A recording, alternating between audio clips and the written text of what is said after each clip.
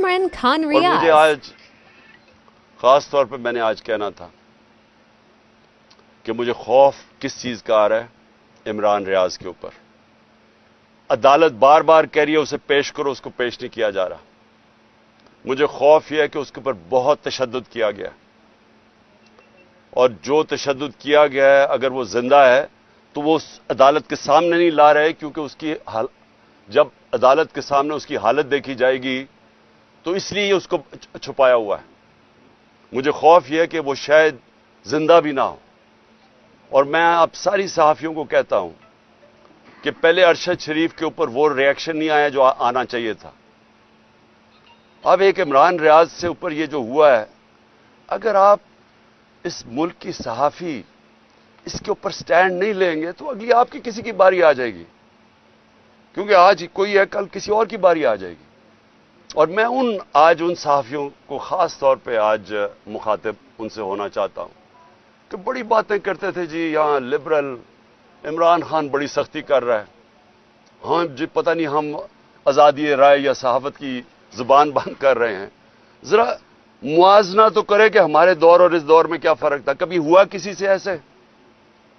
جو ایک دو دفعہ ہوا تھا سب سے پہلے میں نے ایکشن لیا تھا.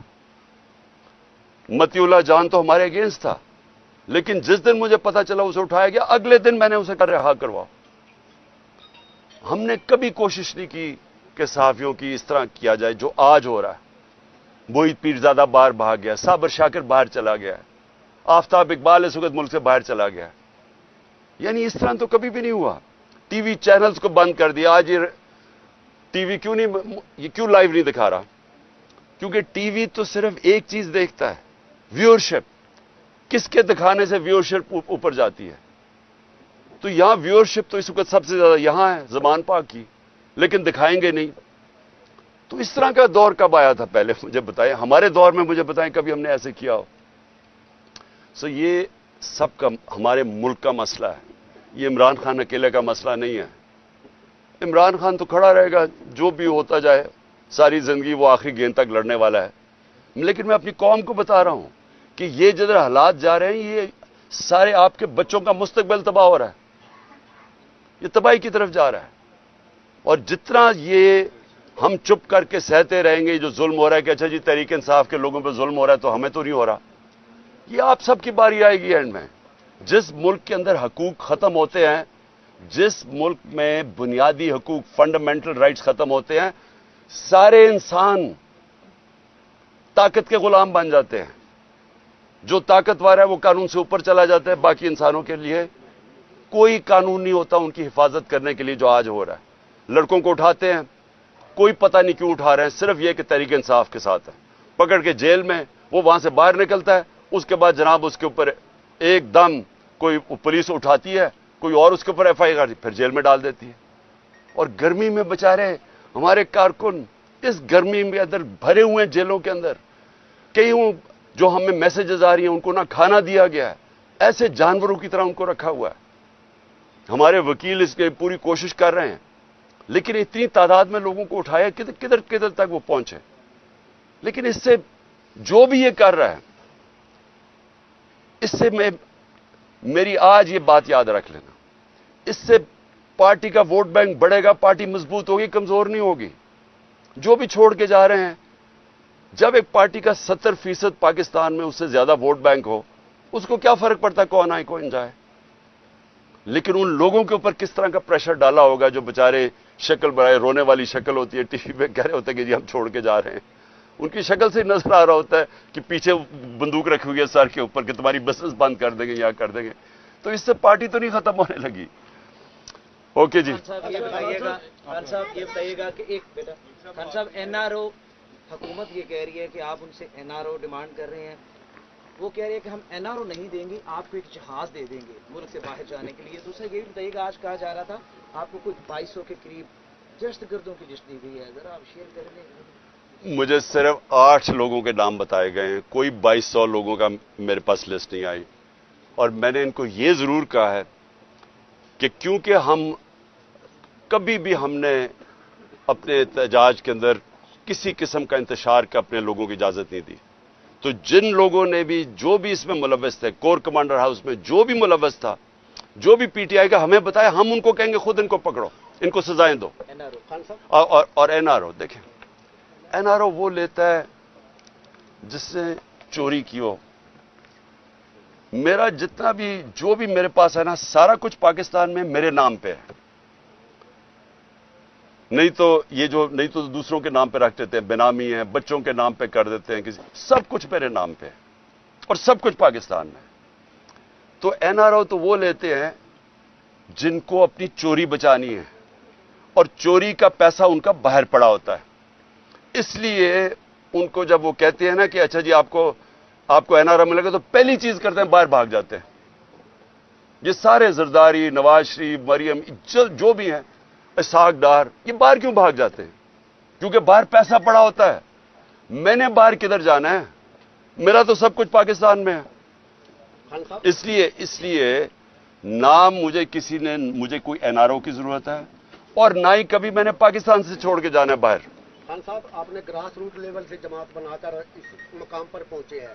اب کچھ خفیہ ہاتھ، کچھ لوگ، سازشی عناصر آپ کی مقبولیت کو کم کرنے کے لیے لگے ہوئے ہیں. تو آپ اس بحران سے جماعت کو نکالنے کے لیے، اس کروشل حالات سے نکالنے کے لیے اب آپ کا آئندہ کا لاہ عمل کیا ہے؟ دیکھیں، یہ تو اب 14 مہینے ہو گئے ہیں جب ایک آدمی نے فیصلہ کیا کہ عمران خان خطرناک ہے ملک کے لیے، تو مجھے سازش کر کے ہٹایا گیا. اور تب سے کوشش ہو رہی ہے کہ تحریک انصاف کو کرش کرنے کی. اور آپ کے سامنے ہے کہ اللہ کا کرم ہے، کیونکہ لوگوں کے دل تو اللہ کے ہاتھ میں ہوتے ہیں. کبھی بھی کسی پارٹی کی اتنی مقبولیت نہیں تھی جو تحریک انصاف کی ہے. میں آپ کو اتنا کہہ دوں کہ انشاءاللہ جب بھی الیکشن ہوں گے، ہمیں الیکشن کیمپین کرنے کی ضرورت نہیں ہے. ہمارے ممبر صرف پولنگ ڈے سنبھال لیں، وہ الیکشن جیت جائیں گے انشاءاللہ. یہ بتائیں، اس وقت یہ کہا جا رہا ہے کہ آئی کے کو مکمل طور پر آئسولیٹ کر دیا گیا سیاسی طور پر، جو پاکستان میں گفتگو ہو رہی ہے، کمپلیٹ آئسولیٹ کر دیا گیا. اب کرش کرنے کا مرحلہ ہے. اب دوسری ایک تو اس آئسولیشن میں بات کریں کہ آپ کا کوئی بھی پولیٹیکل پارٹیز میں کوئی بندہ بھی وہ آواز نہیں دے رہا کہ ایک سیاسی جماعت کے ساتھ کیا ہو رہا ہے. اکیلے ہی پی ٹی آئی اکیلی ہی اسٹرگل کر رہی ہے. دوسری اس وقت جو ملک میں اسپیشل لاز اور اسپیشل کورٹس کے تھرو آپ کے لوگوں کو ٹرائل کیا جانے لگا ہے، اس کے اوپر بات کیجئے کہ یہ اسپیشل کورٹس کا بننا، اسے کس طرح دیکھتے ہیں؟ پہلے تو ملٹری کورٹس ہو ہی نہیں سکتے. 2019 کے اندر ہی ختم ہو گئے تھے، یہ لیپس کر گئے، یہ بن ہی نہیں سکتے. دوسری چیز کہ کون سی ملٹری انسٹالیشن کے اوپر کوئی بھی حملہ ہوا ہے وہ مجھے تو پتہ نہیں ہے. مجھے تو یہ کور کمانڈر کے گھر کا پتہ ہے اور 2-3 چیزیں ہوئی ہیں. اس کے اوپر پوری طرح انویسٹیگیشن ہونی چاہیے، ان کو سزائیں ملنی چاہیے. جو آپ نے بات کی آئسولیشن کی، دیکھیں آئسولیشن تب ہوتی ہے جب ایک پولیٹیکل پارٹی کے ساتھ یا اس کے لیڈر کے ساتھ پبلک نہیں ہوتی. آئسولیشن آج کل پی ڈی ایم کی پارٹیز کو ہے. پاور ساری ہے، اسٹیبلشمنٹ ساتھ ہے، پبلک میں ذرا نکل کے تو دکھائیں کیوں بھاگ رہے ہیں الیکشن سے. یہ اس ملک کی تاریخ میں نہیں کبھی ہوا. الیکشن کمیشن آپ کے ساتھ پوری طرح الیکشن کمیشن کو جتانے پہ تلی ہوئی ہے. اسٹیبلشمنٹ ان کے ساتھ، گورنمنٹ میں یہ بیٹھے ہوئے ہیں اور الیکشن سے بھاگ رہے ہیں. یہ کبھی ملک کی تاریخ میں ہوا ہے کہ آپ کے پاس ساری قوتیں آپ کی مدد کر رہی ہیں لیکن آپ ڈرے ہوئے ہیں الیکشن سے کہ جی کیوں کچھ ہو جائے، الیکشن نہ کروائیں کسی طرح. دیکھیں اتنا بڑا ظلم ہوا ہے پاکستان میں، کوئی بات ہی نہیں کر رہا کہ 14 مئی کو پاکستان کا آئین کی وائلیشن ہو چکی ہے. اس کے اوپر ایکٹ، اور آج نہیں تو کل اس کے اوپر ایکشن لیا جائے گا. ان کے اوپر آرٹیکل 6 لگنا چاہیے، کیونکہ آئین میں تو سارے، اگر پاکستان کے بدقسمتی سے ہمیں تکلیف ہے کہ پاکستان کے سپریم کورٹ میں سارے ججز ایک آپس میں یہ اور پیچھے سے بیٹھا ہوا ہے نواز شریف جو کرواتا ہے ہمیشہ تقسیم، لیکن سارے سپریم کورٹ کے ججز متفق ہیں کہ 90 دن میں الیکشن ہونا چاہیے تھا. اب کیوں نہیں ہوا الیکشن؟ سپریم کورٹ نے ڈیٹ دی 14 مئی کو، نہیں ہوا الیکشن. یہ کیئر ٹیکر گورنمنٹ کی حیثیت کیا رہ گئی ہے؟ ان کے سارے کمانڈز انلیگل ہیں، ان کی مدت ختم ہو چکی ہے. تو یہ تو بنانا ریپبلک بنا رہے ہیں پاکستان کو. यानी ये तो क्या अब गारंटी है कि वो अक्टूबर में भी